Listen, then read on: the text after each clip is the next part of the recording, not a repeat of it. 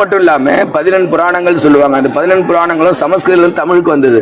ஆனா தமிழ் சமஸ்கிருதத்துக்கு போன ஒரே நூல் நம்முடைய 12ஆம் திருமுறை பெரிய புராணம்.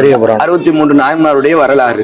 அது மட்டும் இல்லாம தமிழுடைய கலை, பண்பாடு, இலக்கியம் எல்லாம். இப்ப இது எந்த ஆலயத்துக்கு போனாலும் நீங்க பன்னிரு திருமுறைய தலையில ஆமா, எதுக்காக பன்னிரு திருமுறை வைக்கிறோம்னு சொன்னா 10ஆம் திருமந்திரத்துல ஒரு பாடல், ஒரு மந்திரம், ஏடங்கை நங்கை இறையங்கள் முக்கண்ணி வேடம் படியும் விரும்புமின் தாமரை பாடும் திருமுறை பார்ப்பதி பாதங்கள் சூடுமின் சென்னி வாய் தோத்திரம் சொல்லுமேன்னு அவரே சென்னியில சொல்லியிருக்கார்.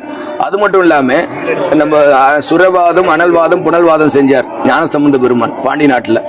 அப்போ அந்த இவரு வாழ்காந்தனர் அந்த பாட்டு எழுதி வைகை ஆற்றில் இடும்போது அந்த வைகை ஆற்று தண்ணி கீழ்ச்சின்னு மேல போகுது.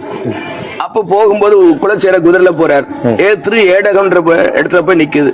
அப்ப வைகையில இறங்கி அந்த ஏடை தன்னுடைய தலையில வச்சுட்டு அந்த கோயில் ஏடகத்து கோயில வளம் வந்திருக்கார். அது மட்டும் திருவாசல் ஒரு பாட்டு வரும்,